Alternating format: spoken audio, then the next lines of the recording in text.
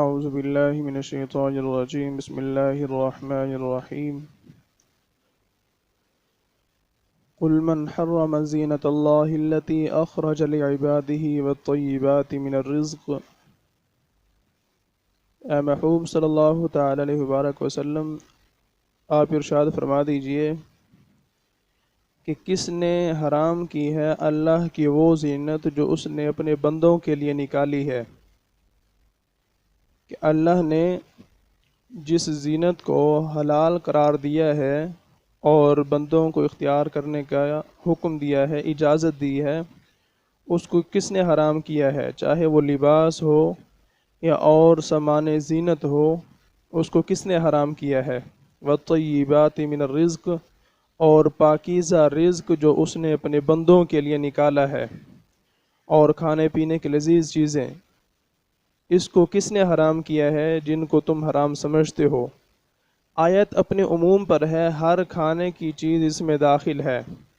کہ جس کی حرمت پر نص وارد نہ ہوئی ہو وہ چیز حلال ہے، مباح ہے۔ تو جو لوگ 11ویں شریف، میلاد شریف، بزرگوں کی فاتحہ اور اس مجالس شہادت وغیرہ کی شیرینی سبیل کے شربت کو ممنوع کہتے ہیں، وہ اس آیت کے خلاف کر کے گناہگار ہوتے ہیں، اور اس کو ممنوع کہنا اپنی رائے کو دین میں داخل کرنا ہے، اور یہی بدعت اور گمراہی ہے کہ اللہ نے جس چیز کو حرام نہیں کیا انسان اس کو حرام سمجھے، یہ بھی گناہ ہے۔ اللہ نے جس چیز کو حلال قرار دیا ہے اس کو انسان حرام سمجھے، حرام کو حلال سمجھے، یہ غلط ہے۔ کہ اللہ نے جس چیز کو حرام قرار نہیں دیا انسان اپنی رائے کے ساتھ کہے کہ نہیں جی یہ چیز حرام ہے، تو یہ غلط ہے۔ اللہ کے احکام میں مداخلت کرنا ہے اور یہ جائز نہیں ہے۔ قُلْ هِيَ لِلَّذِينَ آمَنُوا فِي الْحَيَاةِ الدُّنْيَا خَالِصَةً يَوْمَ الْقِيَامَةِ، آپ فرما دیجئے کہ وہ ایمان والوں کے لیے ہے۔ زینت اور پاکیزہ رزق دنیا میں یہ ایمان والوں کے لیے ہے، اور قیامت میں تو خالصتاً جو ہے یہ صرف اور صرف مومنین کے لیے ہی ہے، کہ عزت اور زینت جو ہے یہ دنیا میں یہ کافروں کو بھی مل رہی ہے اور رزق بھی ان کو مل رہا ہے، لیکن قیامت کے دن عزت جو ہوگی وہ صرف مومنین کی ہی ہوگی، رزق جو ہے وہ صرف اور صرف مومنین کو ہی دیا جائے گا، زینت جو ہے وہ مومنین کی ہی ہوگی۔ کفار کو قیامت کے دن جو ہے یہ اعزاز سے جو ہے وہ نہیں نوازا جائے گا، اور یہ محروم رہیں گے ایمان نہ لانے کے سبب سے۔ كَذَلِكَ نُفَصِّلُ الْآيَاتِ لِقَوْمٍ يَعْلَمُونَ، ہم اسی طرح مفصل طور پر کھول کھول کر آیتوں کو بیان کرتے ہیں جن سے حلال اور حرام کے احکام معلوم ہوں، ایسی قوم کے لیے جو علم رکھنے والے ہیں، جو یہ جانتے ہیں کہ اللہ وحدہ لا شریک ہے، اور وہ جو حرام کرے گا وہی چیز حرام ہوگی، اور بندے کے اپنے حرام کرنے سے کوئی بھی چیز حرام نہیں ہوتی۔ قُلْ إِنَّمَا حَرَّمَ رَبِّيَ الْفَوَاحِشَ مَا ظَهَرَ مِنْهَا وَمَا بَطَنَ، آپ فرما دیجئے میرے رب نے تو بے حیائی حرام فرمائی ہے۔ یہ خطاب مشرکین سے ہے جو برہنہ ہو کر خانہ کعبہ کا طواف کرتے تھے اور اللہ تعالیٰ کی حلال کی ہوئی پاک چیزوں کو وہ حرام کر لیتے تھے۔ ان سے فرمایا جاتا ہے کہ اللہ نے یہ چیزیں حرام نہیں کی، اور ان سے اپنے بندوں کو نہیں روکا۔ جن چیزوں کو اس نے حرام فرمایا ہے وہ یہ ہیں جو اللہ تعالیٰ نے بیان فرمائی ہیں، ان میں سے کیا ہے؟ بے حیائی ہے، چاہے وہ کھلی ہو یا چھپی ہوئی ہو، قولی ہو یا فعلی ہو، ہر طرح کی بے حیائی جو ہے وہ حرام ہے۔ ما ظہر منہا وما بطن، چاہے ان میں سے بے حیائی جو ہے وہ کھلی ہوئی ہو اور چاہے وہ چھپی ہوئی ہو، یہ اللہ رب العزت نے حرام فرمائی ہے۔ اور آپ جانتے ہیں کہ یہ جو 14 اگست کو واقعہ ہوا مینار پاکستان پر، تو ظاہری بات ہے جو اللہ کی حدود کو پھلانگ کر آگے نکلے گا تو وہ خود ہی مصیبتوں کا شکار ہوگا۔ میں نے پہلے بھی کئی دفعہ عرض کیا کہ اللہ اپنے بندوں کا سب سے زیادہ خیر خواہ ہے۔ اللہ نے جو انسان پر یہ پابندیاں لگائی ہیں، احکام سے نوازا ہے، اس میں اللہ کا کوئی فائدہ نہیں ہے۔ ذرہ برابر بھی اللہ کو اس کا فائدہ نہیں ہے کہ اگر قوم عمل کرے گی تو اللہ کی شان میں اضافہ ہو جائے گا، ایسا نہیں ہے۔ اللہ کی شان ازل سے ابد تک جو ہے وہ وراء الورا ہے، بلند و بالا ہے۔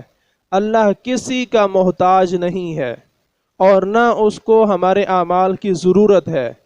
اللہ نے جو یہ احکام اتارے ہیں، ہمیں احکام سے نوازا ہے اور دین سے نوازا ہے، اس میں ہمارا اپنا فائدہ ہے، اور یہ اللہ کی مہربانی ہے کہ اپنی خیر خواہی کا اظہار فرماتے ہوئے اس نے ہمیں احکام سے نوازا کہ اللہ نے عورتوں کو پردے کا حکم دیا ہے۔ عورتیں پردہ نہیں کریں گی تو پھر اس کے نتائج آپ کے سامنے ہوں گے، پھر عورتوں کو اس کے نتائج جو ہے وہ بھگتنے پڑیں گے۔ اور اسی طرح عورتوں کو اللہ نے گھر میں رہنے کا حکم دیا ہے کہ بغیر ضرورت کے گھر سے نہ نکلا جائے۔ وہ عورت کہ جس کو حج پر جانے کے لیے بھی اکیلا جانے کی اجازت نہیں ہے، وہ عورت اگر بے حیائی پھیلانے کے لیے گھر سے نکلے گی، یعنی کہ آسان لفظوں میں کہ زندگی تو ہم کافروں کی طرح گزاریں اور عزت ہمیں مومنین جیسی ملے، یہ دوہرا معیار تو نہیں چلتا۔ کافروں جیسی عزت جو ہے وہ اگر کافروں جیسی زندگی گزاریں گے تو پھر عزت بھی کافروں جتنی ہی ملے گی، وہ ذلت بھی انہی کا مقدر رہے گی کہ جن کی تم پیروی کر رہے ہو، جن کے طریقے پر چل رہے ہو، اسی طرح جو ہے وہ تمہارے ساتھ برتاؤ کیا جائے گا۔ مومنین جیسی زندگی گزارو گے تو اسلام کے برکات جو ہے وہ نصیب ہوں گی اور اسلام کی وجہ سے عزتیں نصیب ہوں گی، اور اگر بدعملی کریں گے، بے حیائی پھیلائیں گے تو پھر اس کا نتیجہ جو ہے وہ آپ کے سامنے ہوگا، آپ کے سامنے ہوگا۔ حتیٰ کہ یہاں تک فرمایا گیا کہ اگر سارے لوگ اندھے ہو جائیں، عورت پر پھر بھی پردہ کرنا فرض ہے۔ ساری کائنات اندھی ہو جائے، سارے مرد جو ہے وہ اندھے ہو جائیں، عورت پر پھر بھی پردہ کرنا جو ہے وہ لازم ہے۔ یہاں تک فرمایا گیا کہ عورتیں جو ہیں وہ پردہ کریں، اپنی نگاہوں کو جھکا کر رکھیں اور کھلا ڈولا لباس پہنے، لیکن یہاں پر جو ہے وہ بے حیائی کا کیا طوفان برپا ہے۔ لباس جو ہے وہ ہونے کے باوجود جو ہے وہ نہ ہونے کے برابر ہے، اور بے حیائی کو برائی سمجھا ہی نہیں جا رہا، تو پھر جب اس کا ری ایکشن ہوتا ہے اور اس کا انجام جب دیکھتے ہیں پھر چیختے ہیں جی یہ کیوں ہو گیا، یہ کیوں ہو گیا۔ اسلام نے تو اس سے پہلے ہی منع کر دیا تھا، جب اسلام کی حدود کو پھلانگ کر آگے نکلو گے تو پھر ظاہری بات ہے، اسلام کا ایک بارڈر ہے، جس طرح پاکستان ہے اس کا ایک بارڈر ہے، اگر پاکستانی بارڈر کراس کر کے کوئی انڈیا چلا جائے تو ظاہری بات اس کو فیر ہی لگنا ہے۔ اب اگر اس کو کوئی فیر مار دے اور وہ یہ کہے کہ مجھے کیوں مار دیا گیا، میں تو بڑا مظلوم ہوں، وہ مظلوم نہیں ہے، اسے کس نے کہا تھا تو بارڈر کراس کر۔ ایک اسلام کی حد ہے، اس کی حدود کے اندر رہ کر تم آزاد ہو، تم جیسے مرضی جو ہے وہ اپنے معاملات کرو، اپنی عبادات، اپنے معاملات میں تم آزاد ہو، لیکن حدود سے باہر جا کر نہیں۔ جو بکری ریوڑ سے نکل جائے پھر وہ بھیڑیوں کا ہی شکار ہوتی ہے اور کتے ہی اس کو چیر پھاڑ کر کھاتے ہیں۔ اور اسی طرح جو عورت یا جو مرد اسلام کے حدود سے علیحدہ ہو جائے، اسلامی احکامات سے دور نکل جائے، تو پھر اس کا انجام جو ہے اس کو بھگتنا ہی ہوتا ہے۔ تو 14 اگست والی عورت کو چیخنا نہیں چاہیے، اس کو اپنی اصلاح کرنی چاہیے اور توبہ کرنی چاہیے کہ آئندہ بعد جو ہے وہ اس بے حیائی کے کام کو جو ہے وہ بند کرے۔ میں اس کو اچھا نہیں سمجھتا۔ مردوں کو بھی غیرت ہونی چاہیے کہ وہ اپنی نگاہیں جھکا کر رکھیں، اور بہن، بیٹی، بیوی جو ہے، ماں جو ہے، یہ سارے رشتے جو ہیں یہ عزت کے رشتے ہیں، لیکن یہ عزت کے رشتے صرف اسلام کے ہاں ہیں، اسلام کے پاس یہ عزت کے رشتے ہیں، اسلام کے علاوہ باقی لوگوں کے ہاں ان کا کوئی فرق نہیں ہے۔ آپ جانتے ہیں کہ غیر مسلموں کے ہاں نہ کوئی ماں کی تمیز ہے، نہ کوئی بہن کی تمیز ہے، نہ کوئی بیٹی کی تمیز ہے، اور ان کے ہاں جو ہے وہ صرف نفسانی تسکین جو ہے انہیں چاہیے، اور اس کا کوئی اعتبار نہیں ہے کہ یہ رشتے میں ہماری کیا لگتی ہے۔ اور وہ صرف اس کو، عورت کو جو ہے وہ صرف ٹیشو پیپر کی جتنی جو ہے وہ عزت دیتے ہیں، اور مسلمانوں کو آ کر جو ہے وہ بتاتے ہیں کہ عورتوں کو جو ہے وہ آزادی دی جائے اور عورتوں کو حقوق دیے جائیں۔ اسلام نے 1400 سال پہلے جو ہے وہ عورتوں کو حقوق دے دیے ہیں، عورتوں کو حقوق کی ضرورت نہیں ہے، عمل درآمد کی ضرورت ہے۔ احکام جو اسلام نے بتائے ہیں ان کو سیکھیں اور ان پر ہم عمل کریں۔ عورتوں کو جتنے حقوق چاہیے تھے اسلام نے دے دیے ہیں، اور آج جو ہے وہ صرف عورتوں کے حقوق کی بات کی جاتی ہے، آزادی کی بات کی جاتی ہے، اور یہ نعرہ لگا کر عورتوں کو جو ہے بے حیائی کی طرف جو ہے بلایا جاتا ہے، اور پھر جو عورتیں ان کا شکار ہو جاتی ہیں پھر وہ جب انجام کی طرف پہنچتی ہیں تو پھر روتی ہیں کہ ہمارے ساتھ یہ کیا ہو گیا، تمہیں کس نے کہا تھا تم ریوڑ سے الگ ہو جاؤ، تمہیں کس نے کہا تھا تم حفاظت کی دیوار کو جو ہے وہ پھلانگ کر باہر نکل جاؤ۔ جو بچہ، جو چھوٹا بچہ ہے گھر میں ہے، والدین جو ہیں وہ دروازہ بند کر کے رکھے ہیں کہ تم محفوظ رہو گے یہاں پر رہو گے تو، لیکن اگر وہی بچہ چوری چوری جو ہے والدین سے دروازہ کھول کر باہر نکل جاتا ہے، اس کو جو مرضی پکڑ کر لے جائے، اس کو جو مرضی پکڑ کر لے جائے۔ عورتیں اگر گھر میں رہیں گی تو محفوظ رہیں گی، وہ قید خانہ نہیں ہے، وہ آپ کی حفاظت کی جگہ ہے۔ لیکن اگر عورتیں جو ہیں بغیر ضرورت کے منہ اٹھا کر باہر چلی جائیں گی اور بے حیائی پھیلائیں گی اور پھر اس کے ساتھ جو مرضی ہوتا رہے، اسلام کو تو ان کی ضرورت ہی نہیں ہے، اسلام کو ان کو کوئی پرواہ نہیں ہے کہ ان کے ساتھ جو مرضی ہوتا رہے۔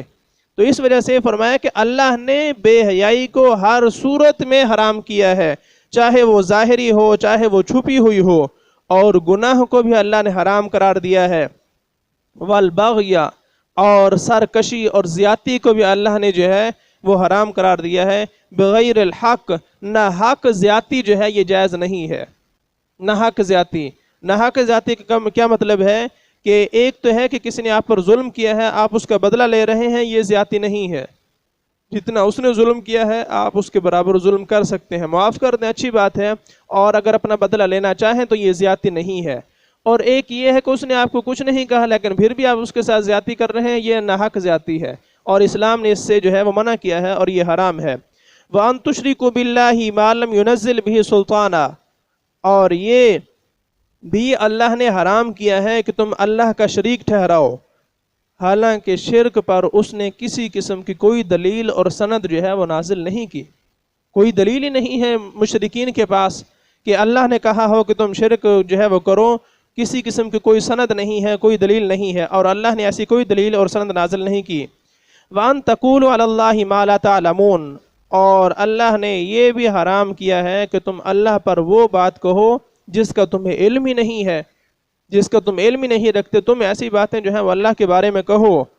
جس طرح پچھلے دنوں ایک مشہور اینکر جو ہے وہ بکواس کر رہا تھا کہ اگر ہم اسلام پر عمل نہیں کرتے، ہم جو ہے وہ چغلی کرتے ہیں، غیبت کرتے ہیں، تو اللہ کو معاذ اللہ کیا تکلیف ہے۔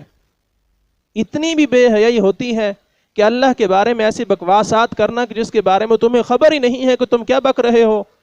ٹی وی پر آ کر بیٹھنے کا مطلب یہ تو نہیں ہے کہ تم اسلام سے آزاد ہو چکے ہو۔ اس نے کہا کہ جو غیبت کرنا ہے یہ اپنے بھائی کا گوشت کھانا ہے، اور اگر ہم غیبت کرتے ہیں تو ہم اپنے بھائی مردار کا جو ہے وہ گوشت کھا رہے ہیں، اللہ کو معاذ اللہ اس سے کیا تکلیف ہے۔ یہ اس کے الفاظ ہیں۔ تو یہ اللہ نے ان ساری چیزوں کو حرام قرار دیا ہے کہ اللہ کے بارے میں ایسی باتیں کہنا کہ جس کا تمہیں علم نہیں ہے کہ اس سے جو ہے اسلام سے بندہ خارج ہو جاتا ہے، اور اسلام سے جو ہے بندہ جب باہر نکل جاتا ہے تو وہ کافر ہے، چاہے اس کا لباس مومنین جیسا ہو اور اس کا کردار جو ہے مومنین جیسا ہو، مسلمانوں کے ملک میں رہے، اگر کفریہ کلمات ہیں، کفریہ عقائد ہیں، تو بندہ کافر ہے، وہ مسلمان نہیں ہے۔ تو اس وجہ سے جس طرح سید عالم صلی اللہ تعالی وسلم باقی انبیاء کی عزت اور احترام یہ ہم پر ضروری ہے اور مسلمانوں پر لازم ہے، اس سے کہیں زیادہ بڑھ کر اللہ کا احترام لازمی ہے، اللہ کا ادب و احترام ضروری ہے۔ اگر کوئی اللہ کی شان میں گستاخی کرتا ہے، بے ادبی کرتا ہے، وہ بھی کافر ہے، جس طرح انبیاء کی شان میں گستاخی کرنے والا کافر ہے۔ تو اس وجہ سے لوگوں کو چاہیے کہ اسلام کو سمجھیں اور اپنی زبان کو جو اپنے کنٹرول میں رکھیں۔ اللہ رسول اور دین اسلام کے بارے میں بک بک کرنے والے جو ہیں ان کو تب خبر ہوگی جب مرنے کے بعد کفار کی لائنوں میں یہ کھڑے کیے جائیں گے کہ نکل جاؤ، تم اسلام کے مذاق اڑاتے رہے ہو، اللہ رسول کے بارے میں تم ایسی ایسی باتیں کہتے رہے ہو کہ جن کی وجہ سے تم تو اسی وقت اسلام سے نکل گئے تھے، آج تم کہاں مسلمانوں کے لائنوں میں گھسنے کی کوشش کر رہے ہو۔ تو اس وجہ سے ہم اپنی ایمان کی حفاظت کریں، اپنی ایمان کی قدر و قیمت کو سمجھیں، اور بے حیائی اور فحاشی کو جو ہے وہ ختم کرنے کی کوشش کریں، اپنے ایمان کی حفاظت کریں اور توبہ اور استغفار کرتے رہیں۔ ایسے لوگوں کو چاہیے کہ وہ توبہ کریں اور نئے سرے سے اسلام قبول کریں۔ جنہوں نے اللہ کی توہین کی ہے وہ نئے سرے سے اسلام قبول کریں، اور آئندہ کے لیے جو ہے وہ کفریہ باتوں سے، کفریہ کلمات سے اپنے آپ کو بچانے کی کوشش کریں۔ اللہ رب العزت کی بارگاہ میں دعا ہے کہ اللہ تبارک و تعالی مجھے بھی، آپ کو بھی، حضور کی پوری امت کو دین اسلام کے مطابق عمل کی توفیق عطا فرمائے۔